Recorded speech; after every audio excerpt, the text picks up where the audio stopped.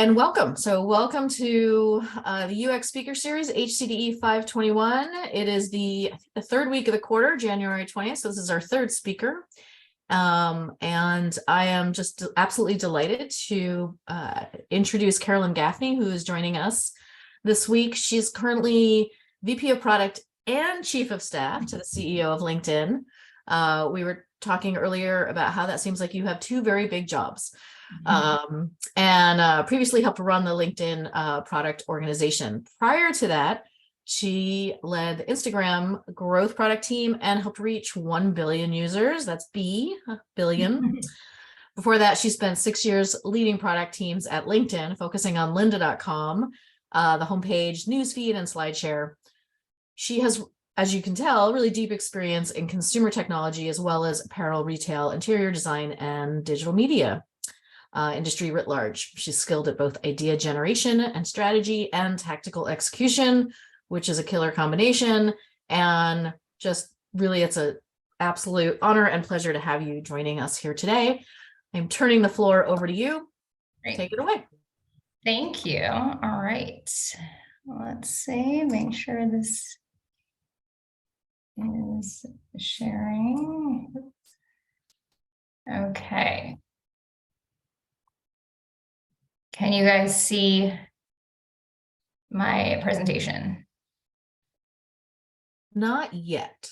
Oh, okay. Let's see. Okay. Now we can see it. All right. All right. Now, is it, you see the presentation? Yep. Now it's in presentation mode. Terrific. Hold on. Let me see it. Now I can't see it. Sorry, Yes. Let me try it again. Yeah, no, this is this always happens to me with Zoom. So Yeah, we use Teams a lot. So let me try it one more time. All right. Hey, and then hopefully. Okay, I think it's good. Can you guys? Now we can, yep, we can see it now. Perfect. All right. So what I'm going to be talking about today is a little background on how we build products at LinkedIn, with focus more on how we think about building based on user need, which I think is something that people historically, kind of in the beginning of what product development was, in the early days of like consumer internet, people didn't really think as much about building based on user need. And now it's much more brought to the forefront, and you'll see how we incorporate it at LinkedIn. And then I'll just spend a little bit of time at the end with some tips on how to grow products, just because I do have a growth product background, which is a little different. Building growth products, and some of the tips and tricks that you use for that are kind of specific. So I'll just do that at the end. Beth gave a quick overview of my background from my LinkedIn profile, but if you were to look at my profile, it looks like I've done a lot of random things all over the place, but they did make sense, all of the decisions that I made. And the way I kind of like to talk about it is, so my schooling, I studied chemical engineering in college, and then I got an MBA. But really, I think of my career in 3 phases. There's the strategy phase, which is just right after college. I worked at McKinsey, product management at that time. I'm dating myself, but it wasn't really a job, although it was something that if it had been, I would have done after college. But McKinsey consulting, kind of just entree into the business world, was something that I thought would be interesting to do. So I did that both before and after business school, and then transitioned to do a strategy job at Gap, helping to think through new feature development and new concept for Banana Republic. And then the middle phase, which is what I'll talk to you mostly about today, is really product management, which is the function and the job that I love, that I finally found to be my passion, and started it at a small company, a very tiny startup that was called Decorati. It was an interior design marketplace that ended up not succeeding, but it was like a great learning ground for me to learn how to work with engineers to build products. Then, as Beth mentioned, I was at LinkedIn for about 6 years before the IPO, through actually the acquisition of from Microsoft. Then I went to Instagram and helped. It was at a point where Instagram was scaling, actually, and the founders of Instagram had been running the product team for basically 3 or 4 years, and they were at a point where they needed to scale to a larger audience, and we reached 1 billion users when I was there. So I helped kind of build and scale both the platform and the product team there. And then the last phase, which I'm currently in, I do some product work, but also a lot of my focus now is helping our CEO kind of operate and run the company. So that's the piece I'm in now. But like I said, this presentation will be focused more on kind of the background in product management.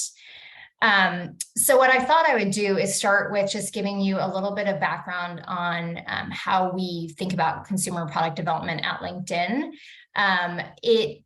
Hopefully you all use LinkedIn and are, happy consumers of the product. But I thought I'd give you kind of a little background on how we think about our members and our ecosystem.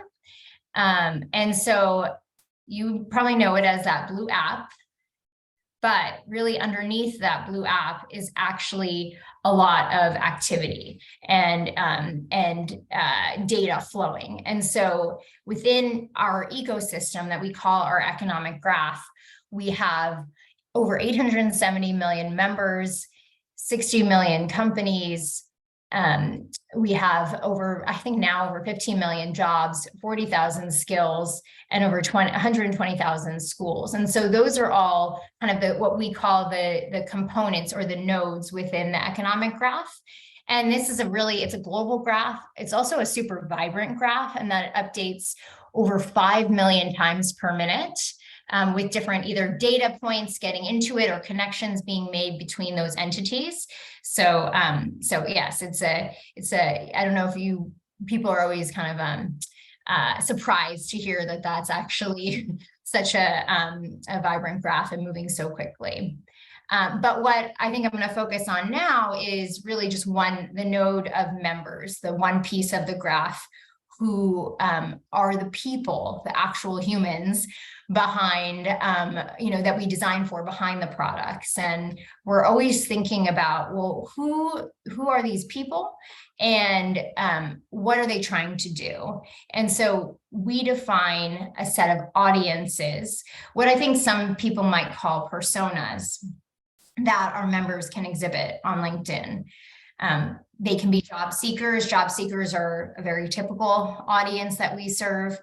On the other side, they can be hiring managers, salespeople, creators, and they use LinkedIn in different ways. And actually, any individual can exhibit or can participate in multiple audiences, even within the same session. So you may come to LinkedIn, let's say, because you saw a job on Google and you got to it and it's a job on LinkedIn, and then you navigate and you see some piece of learning content or an interesting article, and then you might read it and become a learner, and you might do all of that in the span of 20 minutes. And so we really try and not pigeonhole a particular person into audiences, but we try and understand what are these audiences in terms of behaviors.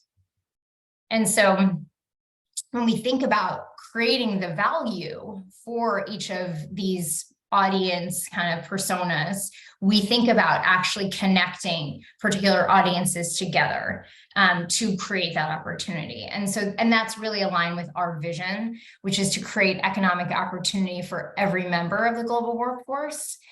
And so what we think about actually in these connections is they're forming marketplaces. So we have, if you look on the left, there's a learning marketplace that's connecting people who are subject matter experts, who are instructors, with learners. It's connecting job seekers with hiring managers. It's connecting people who might create content on our platform, like video content, or they might write a newsletter. It's connecting them to broadly consumers or readers who'd be interested in that content. And it's also connecting marketers, salespeople, and buyers in the B2B context, so they can sell products and learn about what products to buy. And in all of these connections, all these audiences connecting to each other, we hope and we build and design so that they can find value and find opportunity. So understanding the audiences and the behavior of those audiences and the user needs through the jobs to be done framework helps us build, test, and scale products. And so we have defined, as I mentioned, the audiences ourselves. We, in the last several years, like I said, have started to use the jobs to be done framework, which is was initially conceived by actually a Harvard professor who I had the pleasure of taking class from back in the day, Clay Christensen, and we applied that framework. It is expanded. A lot of you have probably heard about it, applied in different ways, but we think the combination of like us understanding our audiences, applying the jobs to be done framework to those audiences really helps us build the best LinkedIn that we can for you. So I'm going to double click a little bit on the jobs to be done framework and show some examples of like really how are we bringing this to light, and hopefully this gives you a sense of really making this framework practical and how like a large company like us we probably have, I don't know, like 150, 200 product managers, probably the same number of designers. So we have a large company, but like you saw before, we're building this ecosystem. So we really needed a common framework for us to think about what we're building and why, and to make sure it applied across all the use cases.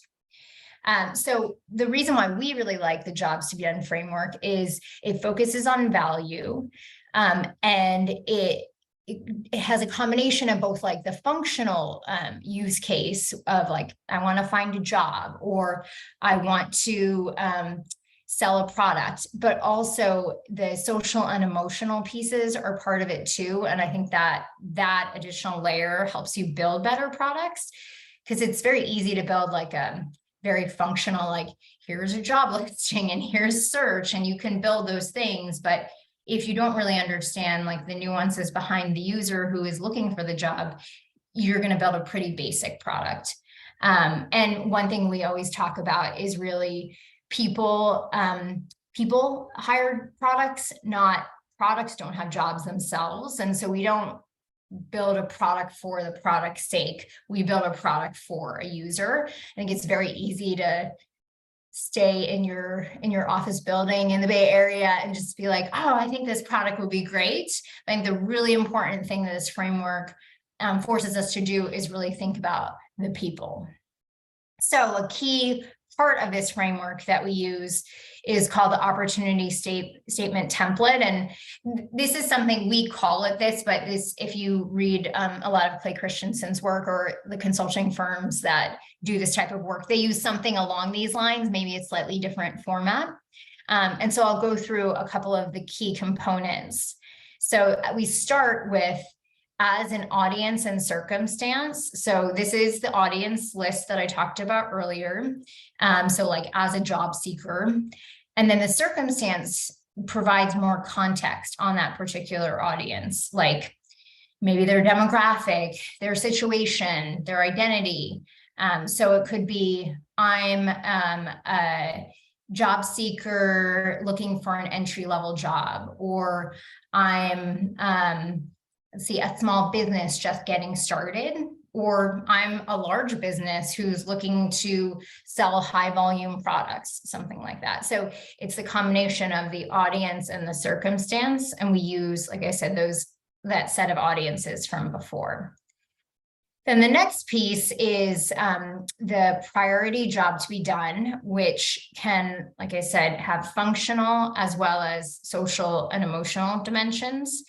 So functional, again, very tactical, like I want to learn how to code, or I want to get in touch with, person X that I want to sell a product to.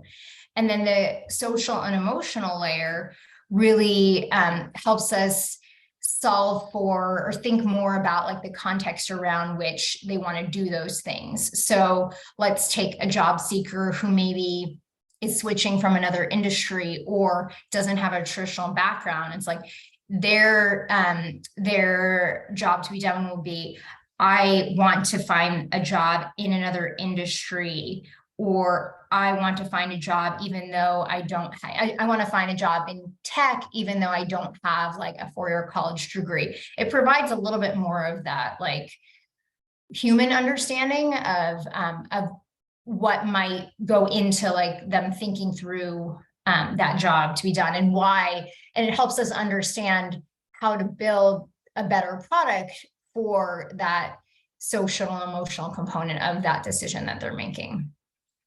And there can be many different ones. So you can have, when we think through the functional, I want to find a job, we actually design products for all different emotional circumstances. So we may design a product for, I want to find a job for entry level. I want to find a job for non-traditional. So it's not like we have to only choose one. You can have many different of these opportunity statement templates. And then the last piece is probably the most straightforward, which is like, what would a member consider to be success in what they're hiring your product to do? And what are they prioritizing? Are they looking for something faster, something cheaper, something easier, something more comprehensive, something global? And so usually we try, and after we launch a product, talk to users who are using it and understand, like, are we actually fulfilling the success criteria that we thought we would be? So now what I'll do is I'll kind of explain a couple examples two from LinkedIn and one from my time at Instagram.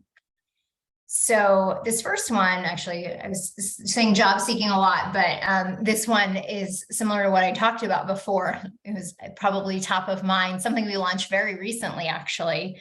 Our profile, which hopefully all of you have LinkedIn profiles, has many different components to it. And you could just add lots of different features to it and make it this like very long, confusing thing.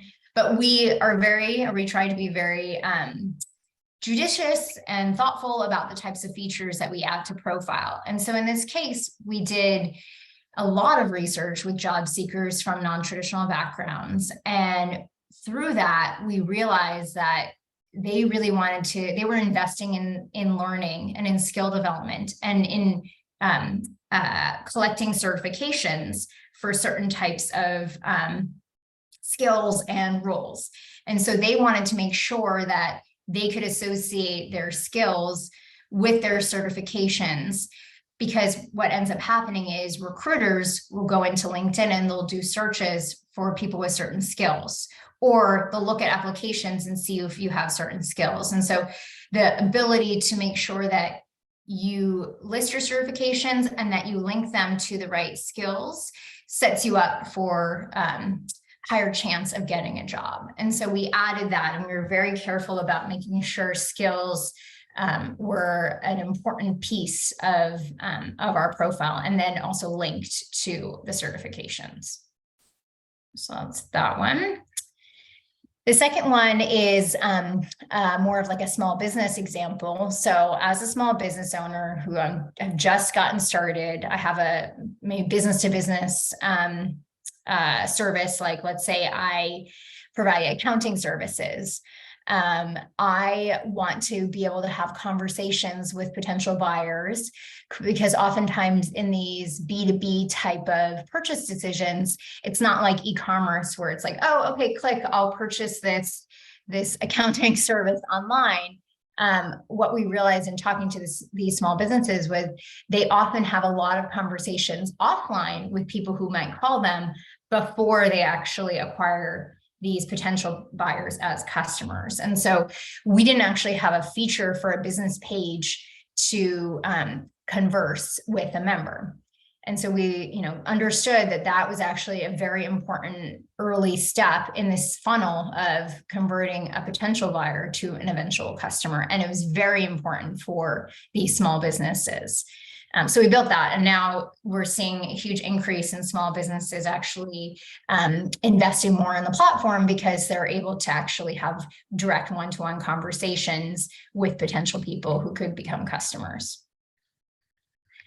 And this last one is kind of a fun one. You all probably have seen Instagram Live, but what you probably don't know, because Instagram not Live is so it's used by so many different people today, but back, I think it was 2016 was when it was originally built.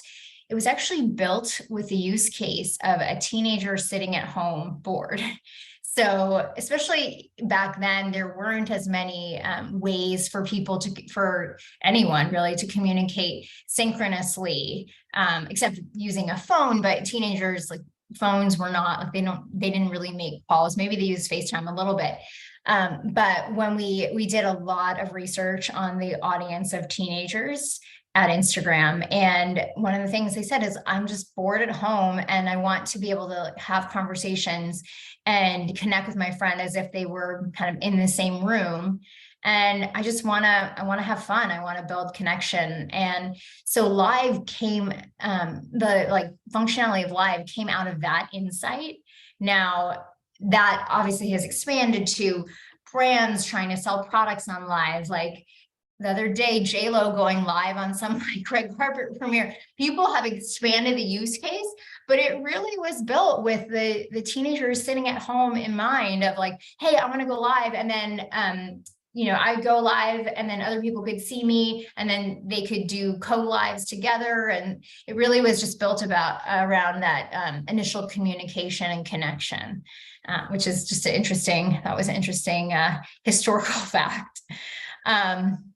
So then the last piece I'll say about the jobs to be done, the most important thing about them is that they are embedded throughout all organizations and functions within LinkedIn. So it's not just a design thing. It's not just a product management thing. It's actually built throughout all of the functions that are part of what we call our research and development, our R&D teams.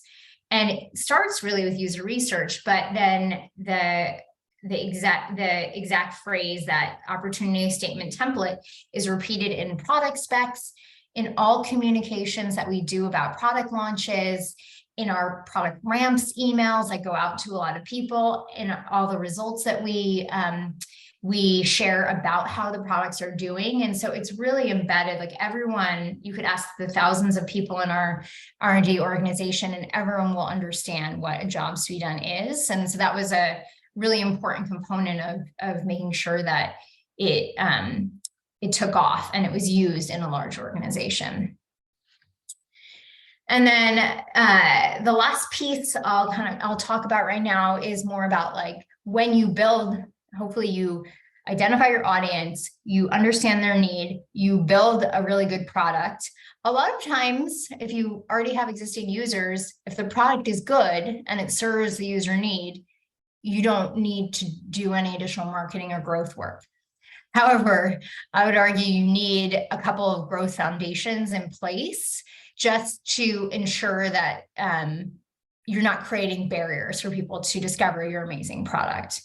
And so the way I like to think about it is just the top tips to make sure that you can grow and scale your consumer product.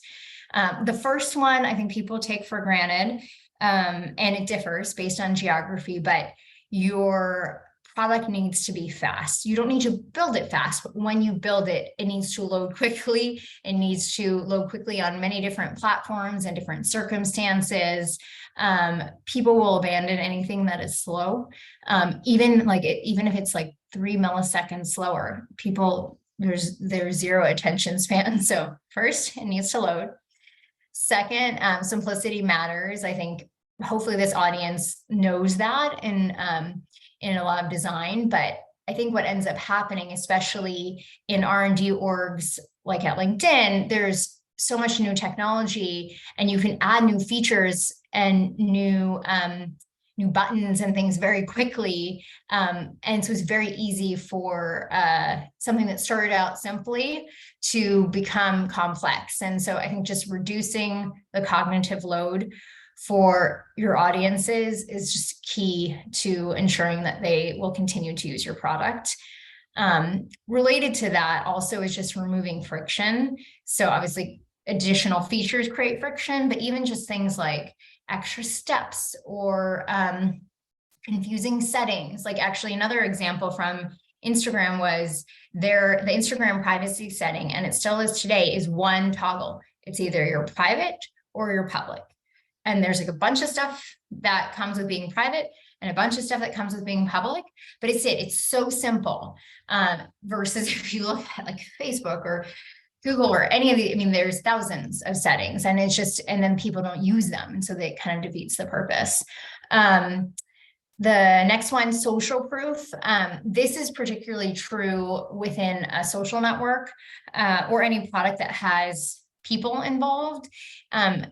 This is human nature, I think, but it's very powerful when you show people who else is using certain products, or who might have read certain articles, or who might know someone who can get you a job at that particular company.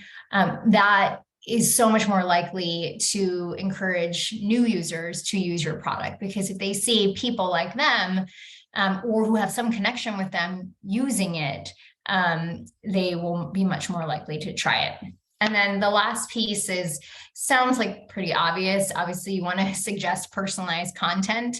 And oftentimes social networks will use this as a way to bring people back in. Like at LinkedIn, we'll use notifications. We'll say, Beth, there's a new newsletter update from so-and-so subscriber that you, or so-and-so author that you've subscribed to, you should come read it now. We try and do this. There's a delicate balance between doing this in a way that it's helpful versus a way that is spammy and too much. So that's why I say, as long as it's personalized and it's at the right time with the right content, it can be super magical and help, increase user retention and help you grow your product. So those growth tips are kind of just, this is something that I have done for a lot of my career, and I thought they're helpful in that you can build an amazing product, but if you don't think about these items, that can actually take away from all of the great work that you did to figure out what the user need was and who the audience was. So with that, I think that is it for my presentation. So I will stop sharing. And then I was not able to look at any of the comments if there were any. Maybe Beth, if you want to start. Yep. Yeah. Let me kick us off. So first of all, thank you so much. Super interesting. I have some questions that came through the chat. What I was also just asking folks, I'm curious how many of our students have been introduced to the jobs to be done framework. I think I mentioned this to you in email. I use it in an entrepreneurship class that I teach, but I don't think it's super widespread in our curriculum. But there was a student asked a question before we even kicked off, actually, asking you to share your perspective on coming back to an organization that you had left. If there are opportunities and challenges of being in that situation. Yeah. So the reason why I came back was I actually missed the mission and vision of LinkedIn when I was at Instagram. And so when I had reached this point in Instagram where I had built our growth team, I scaled it, I knew what our roadmap was, and I was kind of like, oh, I want to do something different. And so I was exploring other roles at Instagram. And then also I had heard that there was a role open at LinkedIn, a chief of staff role for the head of product. And so at this point, I was evaluating, what do I do? Do I stay at Instagram and help grow it? Or I really do miss the mission and vision of LinkedIn. Should I consider that? And so that was a big component in me actually choosing to go back, that plus the opportunity to try a different function and to do a more operating role. So given those two things, I think coming back was actually fairly pleasant and happy, because I was back thinking and spending my professional time thinking about building a product that helped people get jobs and find opportunities. And that was aligned more with my personal vision. Mhm. It helped me having existing relationships with people. So going back was much more seamless because a lot of the more senior people I had worked with back when I was more junior. And so now they were running large parts of our organization and I already had pre-existing relationships. So that was really easy. I'd say that the hardest part, honestly, was the functional shift, going from being a product leader solely to also doing this chief of staff role. Where you don't necessarily have direct ownership of certain pieces. And so that's the part where I really wanted to make sure I was listening and I was being helpful, but not trying to step on people's toes. So overall good, but I was very deliberate in that I was making this functional change and I wanted to make sure I integrated well for the long run. Thank you so much. It's a really interesting story. So Grace asks whether you could share any process on how to create jobs to be done statements with teams. Yeah, what we typically do is we do a number of steps. So the product, usually it's the product managers and designers and user researchers, and sometimes the marketers will sit down, and they're organized broadly by marketplace, like I said. So let's take someone within the talent marketplace. You may have like the scope of the recruiter audience. And so you have the product manager, the designer, the marketer, the researcher already having defined the recruiter audience. So this is a little bit further along. Like if you're a startup, you have to have more of the idea phase of like, what are you trying to accomplish? And then who are your audiences? But I'll answer it assuming you at least know your audience. And so typically the way we do it is user researchers are constantly talking to their audience throughout the whole year. And they're always talking to them just to understand what maybe trends are happening in the world and in their world and in their job. And so typically the user researcher will have a set of data on that particular audience going back like a year or two and just identifying different needs. Then the product manager will have different data around how the audience is using the existing product to date. And the marketer might have that too. And what they typically do is they'll come together. Usually we do this type of planning like higher level quarterly. So it's not like every day you're having this conversation, but usually at the beginning of the quarter, you come together and you'll do often like a half day offsite or on-site brainstorm session where each person brings the data that they have and they kind of like map it out often on a whiteboard with sticky notes to identify potential areas of opportunity or needs. So it ends up being this combination of like collaborative brainstorming plus some data using the existing framework of the opportunity statement. And what ends up happening is you'll maybe come up with like 100 different opportunity statements. And then you use that data layer to prioritize them into what you think are like high demand, medium demand, low demand. And then you also do a cut of them based on very difficult to build, medium to build, easy to build. And then usually you create a roadmap, which is hopefully the high demand, easy to build things first, and then maybe some of the medium. So it's like a iterative brainstorm plus data inform plus prioritization process. Thank you. That was an amazing answer. And I wish I could sit in on one of those sessions. I think it would be fascinating. Yeah, it's fun. And I think you captured a couple other questions that people had asked with that great answer. So, so let's see. Sam asks, how do you balance showing social proof and suggesting personalized content with maintaining an appropriate sense of privacy? Yeah, that's a great question. So social proof, usually we only show you things happening with people you are connected to. Actually, we only show you things happening with people you're connected to. And so when you connect with someone, usually believe even as part of the like email that you get after you connect with someone, it says something along the lines of like, now you'll get to see the updates and what, Beth is doing on LinkedIn. So we set the expectation that that connection means visibility into what the person is doing. Like you get their contact information, you can see their full profile, you can message them. So we have that construct, and we are totally fine showing social proof from connections. When it's non-connections, we only ever show aggregated information, like 50 people who are product managers read this article, or like this is trending among people in the Bay Area. So it's always aggregate, never personally identifiable. And I think that's only becoming more important, especially in some of our advertising businesses where we do targeting based on like group, this type of person versus Caroline, who lives in this area and is a product manager at LinkedIn. So it's a really good question. It's a great answer too. Thank you so much. Okay, Grace wants to know about friction, right? Removing all friction. But are there instances where you shouldn't prioritize removing friction? Yeah, that's a good point. There are,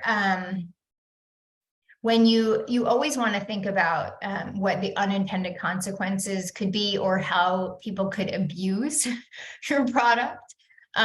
So we do add friction.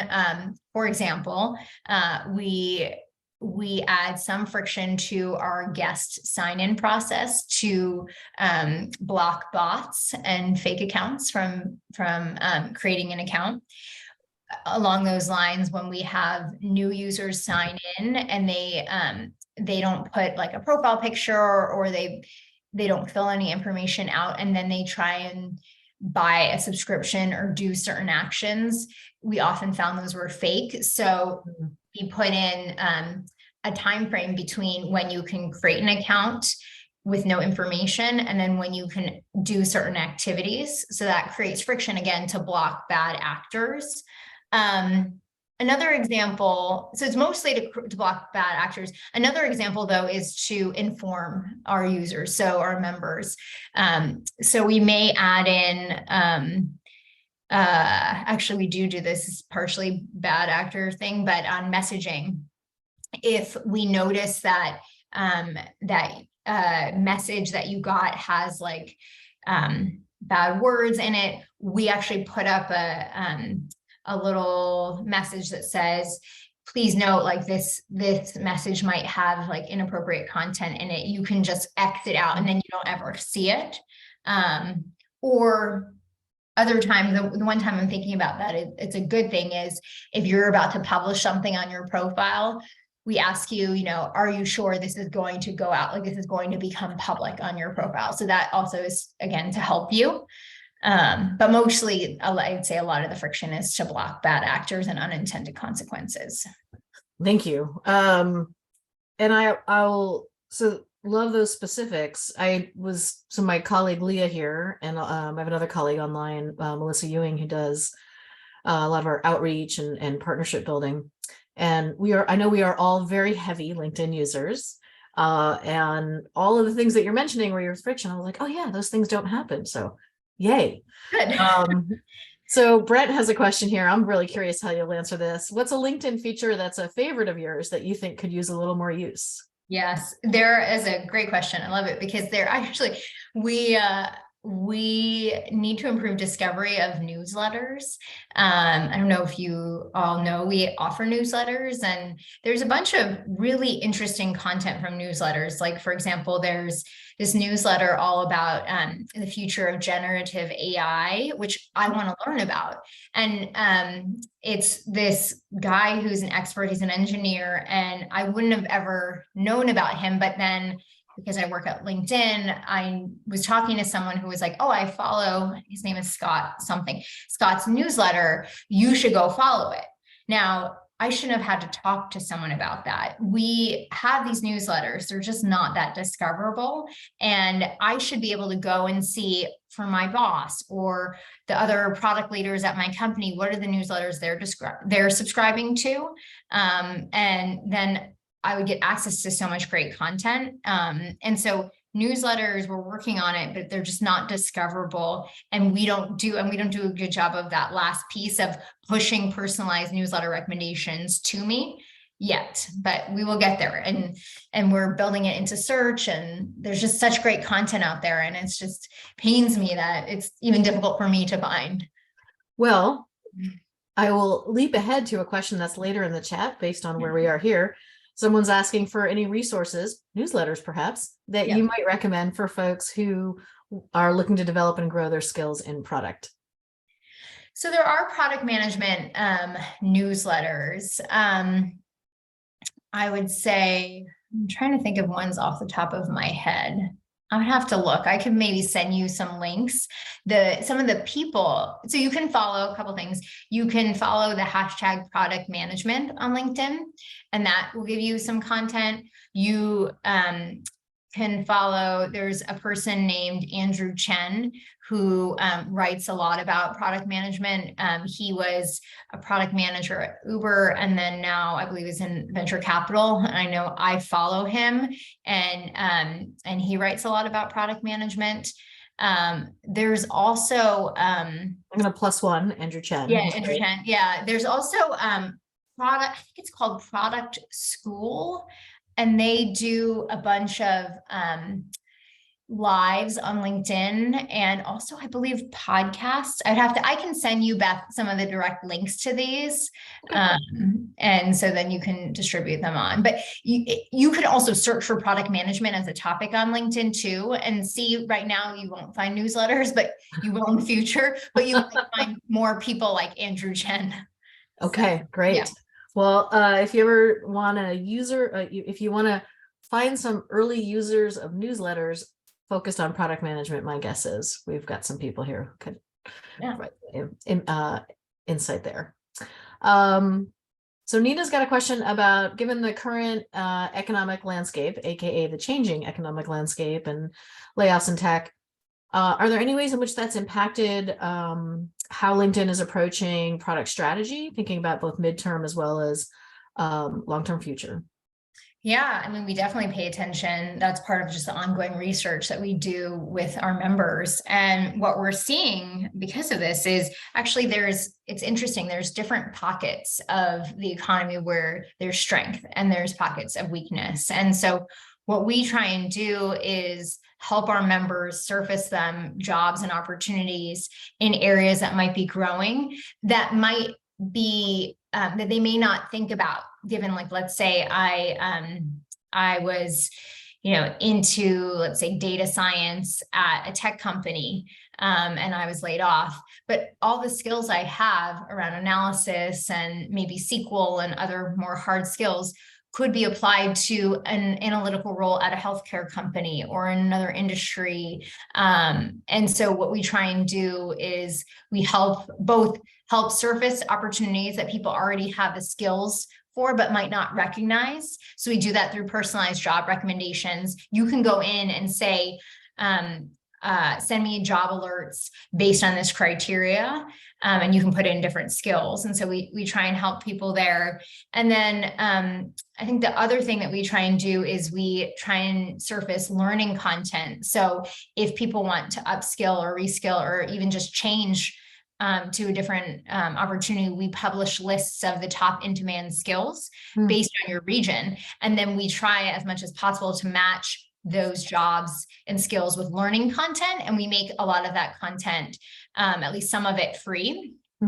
So that people can build those skills. And we have partnerships with some companies to so you can get a certification, which then makes it much easier to get a job at that particular company. Okay, thanks. I want to ask you a question about the transition from product management to operations and sort of what that experience has been like thinking about what are the kinds of skills that you're finding most relevant as you think about operations? Because again, there's 73 people on this call. There's hundreds of people in our program. They're not all enrolled in this speaker series, but maybe a lot of them will watch it. And they go to a variety of jobs all over. And so in thinking about sort of how those two things connect, what can you share? Yeah, it's a good question. I think being a product manager actually does set you up for helping to operate and run an organization, because a lot of the role of a product manager is you have to come up with ideas and strategy. You have to work cross-functionally to build and to execute, essentially get things done. You have to then communicate what you're building, and you have to do it in a collaborative way. And I've used all of those skills in my chief of staff role. I'd say the definition of what we're building is just broader. We're building an organization. We are thinking through how broadly LinkedIn shows up as a brand, as a company. We're building, I tend to spend much more of my time around thinking through talent strategy, thinking through our communications and marketing strategy, thinking through how we invest our resources. All of that is like building a strategy. It's just different from building technology and maybe a little less quantitative. But I'm using a ton of my skills. And I think I'm also just learning a lot about working with other functions outside of more of the technical R&D organization. And the way you motivate and the way you get things done is maybe slightly different. But I've really used a lot of my product management background. So I think product really sets you up to do a lot of different things. Thanks. I would agree. I think, when I first started hearing the chief of staff role in tech, I was like, I really only know that job title from the White House. Government. Right? Yep. So it took a while for me to figure out exactly what a chief of staff does in tech. And I think in tech, there is a variety. There's some chiefs of staff who are much more just like, they're managing timelines and project management versus my role, which is much more of that strategic. I still help the organization get things done, but it's really thinking through and being an extension of our CEO to help make strategic decisions and a lot of like connecting the dots behind the scenes. Yeah. Does LinkedIn or does any company that you know of have sort of the equivalent of a UX bug bounty, like when people find features that are really challenging to use, mechanisms for providing feedback? I don't know. That's a good question. I don't think we have anything right now, although we do encourage people to submit feedback. And so oftentimes we get feedback through our platform, like people will tag me, they'll tag our leaders, and both with this thing is broken or with, I want to use this type of feature, like, have we considered it? So we definitely see a lot of that just organically on the platform. I think maybe in the past we've had like security related, like actual bounties associated with stuff. I'm not sure if we're doing that now. I know at certain companies have enabled, like you can shake the app and to send feedback. And extra, it's a very common internal way to report issues. You just shake to send feedback. You literally like shake your phone, and then the app generates a form and you can enter feedback. I believe some companies do that externally as well. Okay. Yeah, let's try shaking your phone. It's like shaking your fist, but with your phone in it. Yeah.